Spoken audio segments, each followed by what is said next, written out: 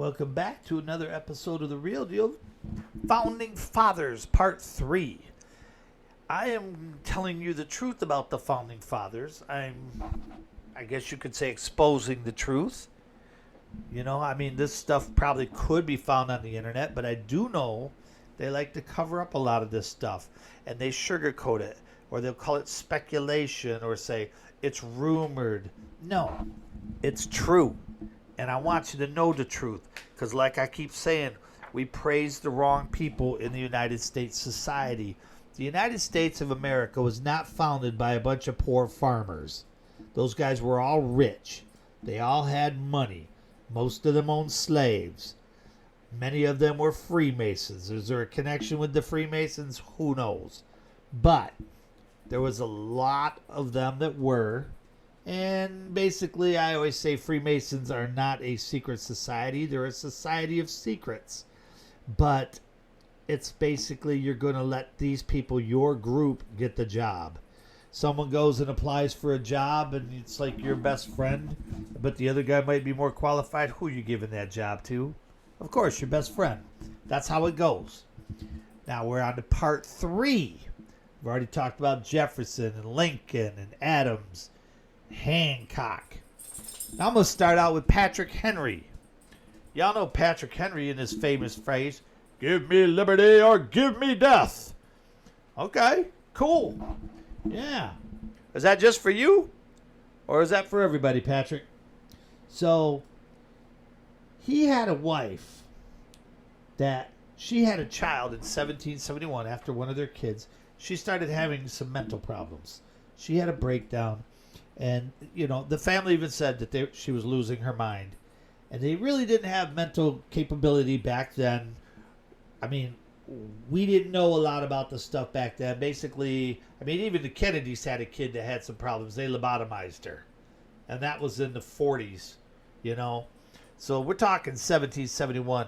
So what they did is they couldn't put her in a home or anything. So, and back then they would dip you in water or whatever. They'd try to do all this witchcraft stuff and, all this crap on you.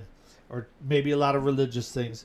But what happened was he locked her up for 4 years in his basement.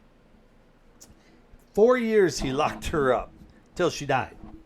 Now, he had slaves look after her.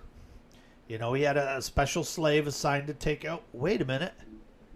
Patrick Henry had slaves? The man that says, "Give me liberty or give me death"? Just like Thomas Jefferson, all men are created equal? Yeah, Patrick Henry had slaves. He had a lot of slaves. He had a lot of money. Most of these guys had a lot of money. But he locked her up. The slaves took care of her. And eventually she died in 1775. Now, they say that she just passed away of natural causes. Nobody knows for sure. But there has always been speculation surrounding the circumstances because people know what he did. And they've always said that he probably put her down because it was too much stress, too much hassle. Nobody knows for sure, but the way he was, a very cocky, arrogant person, wouldn't shock me. Wouldn't shock me. And not only that, but during this whole time and other times, he was not loyal to her. She was still his wife, but they buried her in the backyard on the plantation. And to me, that's pretty cold-blooded, man. Lock your wife in a basement for 4 years? And you know what? You had all these people that could have helped her. You could have kept her in a bedroom. You got slaves. You could have let one of them take care of her all day in the bedroom instead of locking her in the basement. Now, do you really think they treated her good being locked in that basement? Do you think they were like, "Honey, I'm home. Oh, I feel bad for you"? No. No, he was too busy chasing tail and making money. Because that's what they did. Again, the Founding Fathers were all rich. They were all at the top of the food chain where people like me and you worked for a living. That's how it goes, man. Nothing has changed, people. You ask me why I'm doing this? Because I want you all to know the truth. Everybody needs to know the truth about these people. All right? Got to stop worshiping them, glorifying them. Now, let's talk about Alexander Hamilton. You know, Alexander Hamilton was basically, putting it in a nice word, he was a butthole, a butthead. He was not well liked by a lot of people. Most of the people, the only history you got from Alexander Hamilton is from the musical Hamilton. That's where people get history from. Or they'll see it on social media, you know. Or maybe they read a book written by somebody that loves him, so it's all got to be true, correct? No. He was a butthead. He was not very well liked. He was cantankerous. He was always arguing. He was arrogant. He was too proud. And that's kind of why he got shot by Aaron Burr. Now, I've been to where he was shot. It's an interesting story. It's really good. And I don't think Burr ever regretted it. It's this guy is another guy. Not Burr, but Hamilton. Made a ton of money. In 1797, he wrote a paper basically recounting his affair. An affair with another woman. Even though he was a married man, he had an affair with a married woman. And he wrote a book about it, basically.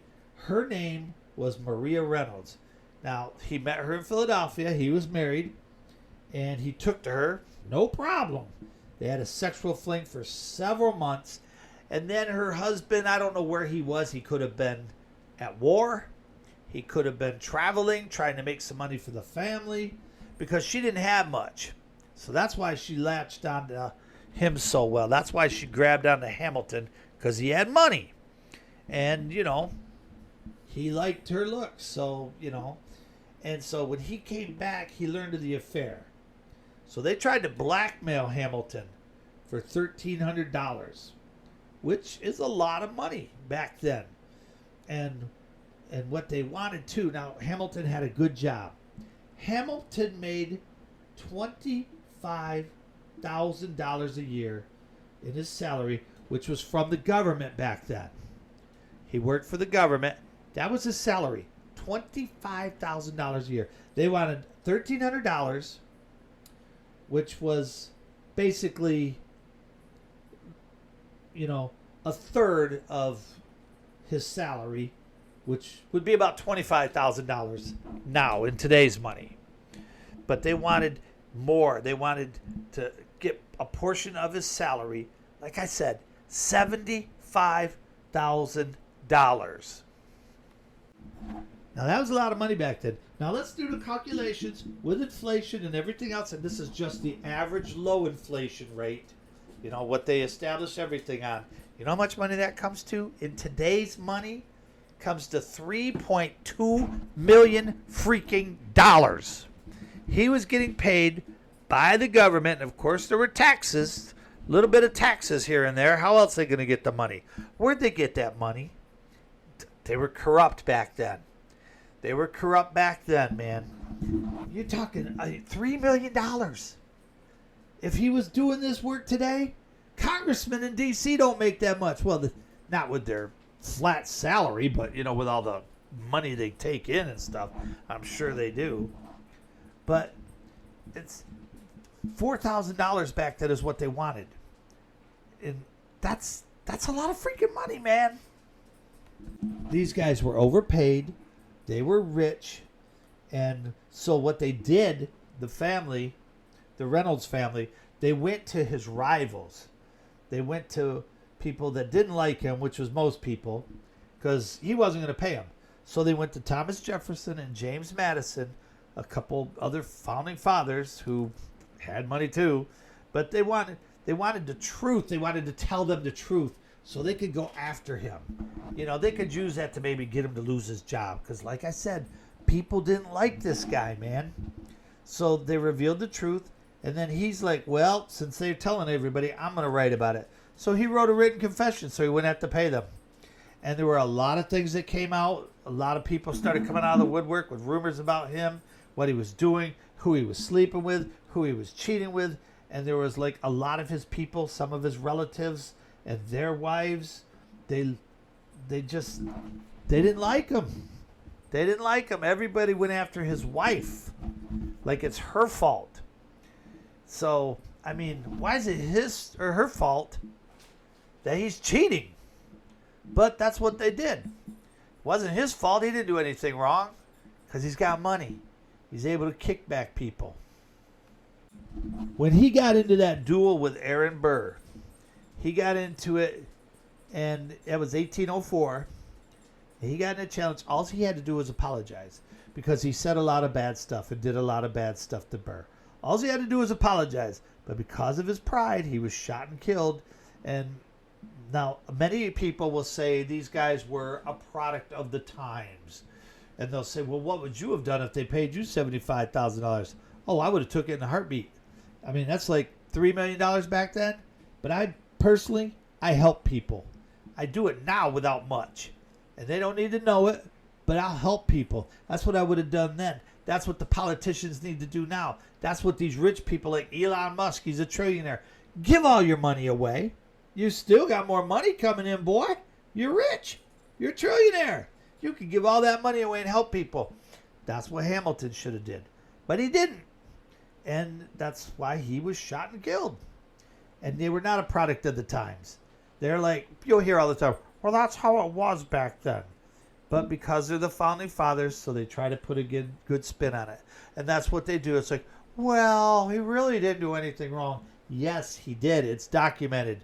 Just because you watched him play Hamilton, y'all got to get history from somewhere else. Get it from me. I'll tell you the truth.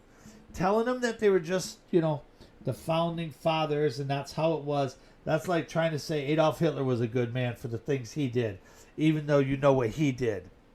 And what, you're saying that was okay back then? There are people that'll put a spin on it. They try to say slavery was okay back then because it was different. It was different back then. Really? Go tell that to some black person on the street that you see. Hey, man, slavery was good back in the day. See what they say. And then you hear people saying this. Well, if it wasn't for slavery, they wouldn't be here. Not true. A lot of black folks came after the fact because they were living in crap countries and said, hey, I want to get to America. I have a lot of black friends from Africa. First generation people, man. And they don't like the term African American. They like the term American. They're like, yes, I'm African, but I'm an American and I'm proud of it. And they love it here because where they came from, they had crap. And they're so happy here. So we don't put a positive spin on slavery. You don't try to turn it around and say, but they were protecting them. They wanted to, if it wasn't for them, they wouldn't have been here and stuff. Yeah, you're right. They wouldn't have been here because they bought them. If there wasn't a need for slaves, there would be no slave trade. If you're going to go out and sell lemonade on a day in December and it's snowing, you're not going to get much business because it's snowing, it's cold, and people don't want lemonade. It's kind of like that. It's pretty simple like that. If nobody wanted slaves, there would have been no slave trade. Man, people. But there are people out there that try to justify slavery in certain ways because it's the founding fathers. Now, I've talked about this a lot. The slave trade, the transatlantic slave trade. It went on for years. The North was just as guilty as the South, if you want to talk about the Civil War, because most of your slaves were being brought in through northern ports, and they would take them down south. And when they brought them here, they were on these ships. It took a long time to get here. They didn't get fed nothing, usually beans. It's been documented.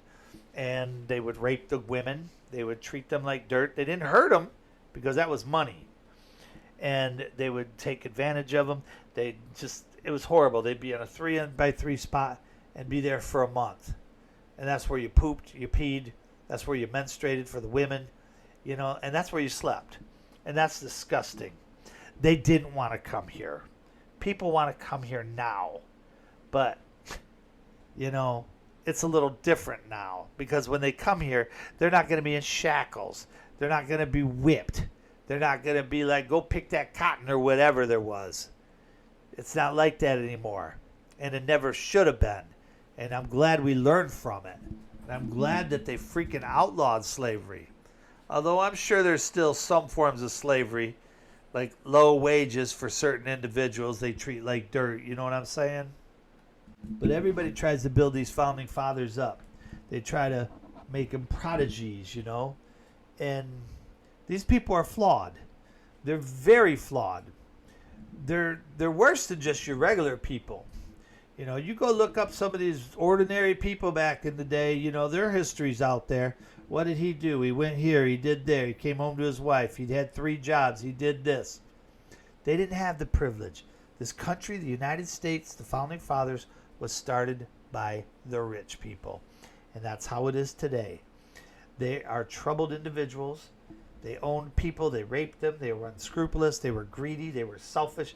And to me, it's not best to view these men, these Founding Fathers, as figures carved in stone. But to me, they're flawed individuals with shades of gray. And we build monuments to them. And we praise them. And there's paintings of them. And the schools tell you how great these people are. No. The schools need to tell the truth. But they won't. They don't. Now, let's say we lost the Revolutionary War. You'd be hearing about all this stuff. Let's say that Britain won and we were still under British control. We'd be hearing all about these guys. They'd be like, well, you know what Thomas Paine did. You know what Thomas Jefferson did, don't you? Oh, yeah. You know, and they'd be telling all about it. But to the victors go the spoils. The United States won. And that's why you hear nothing but good things about them. Why am I exposing them? Because I like the truth. I'm tired of people praising the wrong people in this country. We need to look out for one another. We need to quit looking out for the wrong people. We put the wrong people in power. We give the wrong people too much power, too much leeway. And it needs to stop. And it's been going on for a long time. And brothers and sisters, we can stop it.